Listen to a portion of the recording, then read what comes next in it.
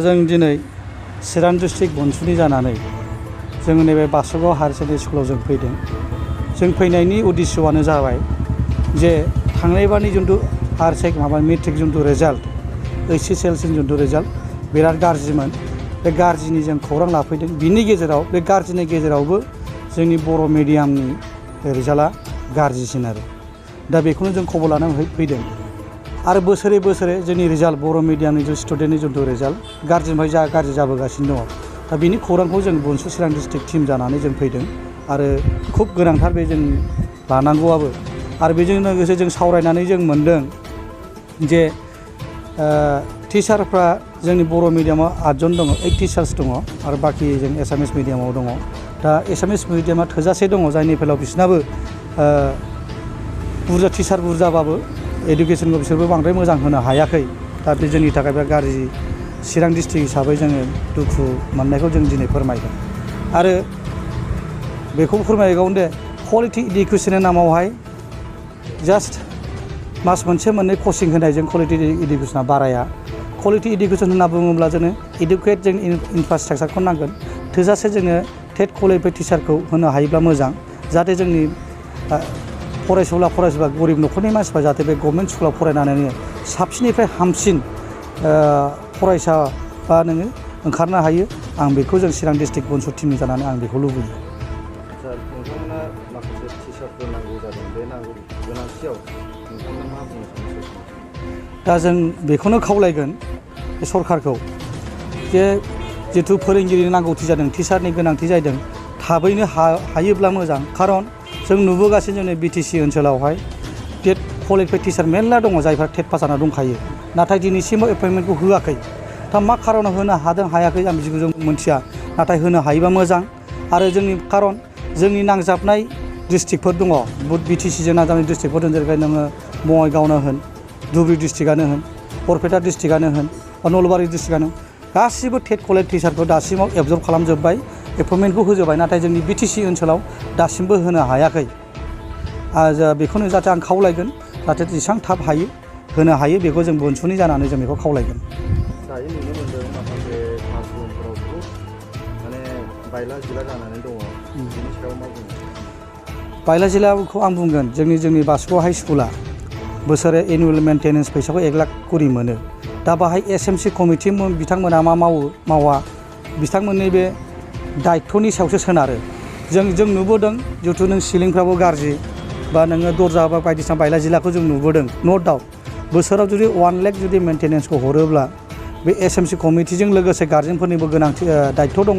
बे 1 लाख बे मेन्टेनेन्स बोसोरे जे हरो स्कुलावहाय बेखौ खबर लाफैनांगौ, जाहाथे बबेहाय बाहायखो, डेन्स बेक्सआव बाहायखो ना रिपेयारिंआव बाहायखो ना कालार फुननायाव बाहायखो ना सिलिं फेन बायनायाव बाहायखो, बेफोरखौ मोनथिना लानाया मोजां। गार्जेनफोरखौबो आं खावलायगोन, स्टुडेन्टनि गार्जेनफोरखौबो, बेजों लोगोसे SMC कमिटिनि टिम मेम्बारफोरखौबो आं खावलायगोन, जाहाथे बिथांमोना बे एनुवेल मेन्टेनेन्स जुदि फैसा खरसा एक्सपेन्डिचार खालामो बेखौ खबर लायो, जाहाथे नोङो बे स्कुलनि प्रिन्सिपाल बा SMC कमिटिफ्रा जाहाथे बे फान्डखौ जाहाथे मोजां बाहायो।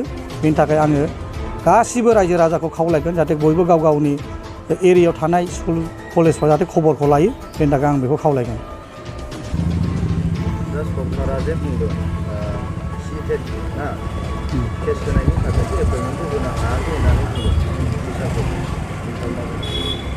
दा खोनानो मोन्दों जोंनि जिथु प्रेजेन्ट जिथु सरकार, बे सरकारफ्रा बुंदों माने CTET केस होनायखायसो जेनेबा एपइन्टमेन्टखौ होनो हायाखै टेट क्वालिफाइड टिचारफोरखौ। नाथाय आं बेखौ सानाखै, CTETआबो गावसोर मोननो होननानैसो केस खालामदों। दा CTET बायदि केन्डिडेट मोनोब्ला जोंनि स्कुलाव साबसिनबावसो, जोंनि थाखाय साबसिनसो, होनोसो हानांगौ बिसोरनि एपइन्टमेन्टखौ। CTETखौबो ला, स्टेटनि टेट क्वालिफाइडखौबो ला। दा जोंनि जुदि क्वालिटि इडुकेसनखौ नाङोब्ला जोंनो गोरोंसिन टिचारखौ नांगोन, फोरोंगिरिखौ नांगोन। सोरबा CTETनि केस होनायजों जा सोमोन्दो गैया। CTET जुदि सोरबाफोर पास जाना दंबा लाबाव साबसिनसो जागोन जोंनि इडुकेसन सिस्टेमा, होनोसो हानांगौ। बेखौ बाहाना बानायनानै नोङो जोंनि बे इडुकेसन सिस्टेमाव फोरोंगिरि नांगौखौ नोङो आलदा महर होबाय थायोब्ला जोबोद दुखुनांथाव। स' जों बेखौ खावलायगोन बे सरकारखौ, CTET পাস জাগ্রাফরকও লা টেট পাস জাগ্রাফরকও লা এপয়েন্টমেন্টও থাবেইনো গোख्रैयै होनांगौ। আপোনালোকে আমাৰ এই স্কুলৰ অসুবিধাৰ কথা জানিবৰ কাৰণে আহিছে, এই কাৰণে আপোনালোকক অসংখ্য ধন্যবাদ।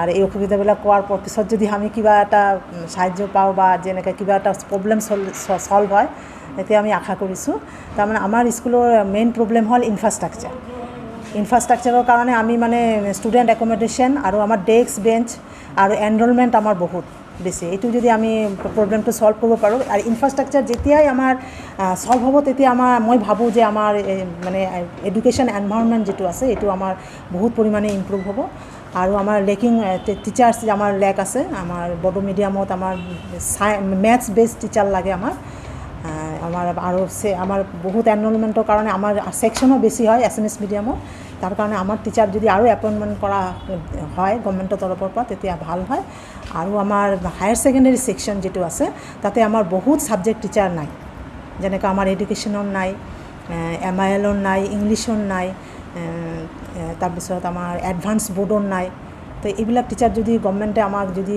ৰিক্ৰুট কৰে তেতিয়া আমাৰ এডুকেশ্যনেল এনভাইৰনমেণ্টটো ভাল হ'ব আৰু আমি ৰিজাল্টটো ভাল হ'ব বুলি আমি আশা কৰোঁ এক নম্বৰ কথা হ'ল যে আমাৰ কৰোণাৰ কাৰণে সব এলাউ হ'ল কৰোণাৰ কাৰণে আমাৰ যিটো ষ্টুডেণ্টৰ যিটো মানে ক্লাছ কম হৈছে ছেপ্টেম্বৰৰ পৰা আমাৰ ক্লাছ আৰম্ভ হৈছে তো তেনেকুৱাকৈ আমাৰ শ্বিফ্ট ৱাইজ আমাৰ ক্লাছ হৈছে তিনিদিনকৈ ক্লাছ হৈছে এইকাৰণে ষ্টুডেণ্টে এনেকুৱা ক্লাছ কৰিব পৰা নাই আৰু যিটো অনলাইন ক্লাছ হৈছে অনলাইন ক্লাছত আমাৰ মানে সবৰে মোবাইল নাথাকাৰ কাৰণে তেওঁলোকে অনলাইন ক্লাছটো এনেকুৱা ল'ব পৰা নাই এইকাৰণে মই ভাবোঁ যে ৰিজাল্টটো বেয়া হোৱাৰ এটা কাৰণ আৰু টোটাল ষ্ট্ৰেংথ বহুত আৰ্টছ মিলি পেলাই আমাৰ 49 টিচাৰ ষ্ট্ৰেংথ আছে ছেগ্ৰিগেট কৰিখিনি আমাৰ হায়াৰ ছেকেণ্ডেৰীৰ কিমান আছে হায়াৰ ছেকেণ্ডেৰী এইটো হায়াৰ ছেকেণ্ডেৰী টিচাৰ এতিয়া মেইন ইন পজিশ্যন 9 আছে আৰু আমাৰতো লেক আমাৰ কিমান আছে 8 আমাৰ নাই টিচাৰ আৰু আমাৰ হাই ছেকশ্যনত টোটাল 49 আমাৰ টিচাৰ আছে মানে এতিয়া মেইন ইন পজিশ্যন আৰু ভেকেণ্টে বেয়া হৈছে 30%ৰ বিল' 30%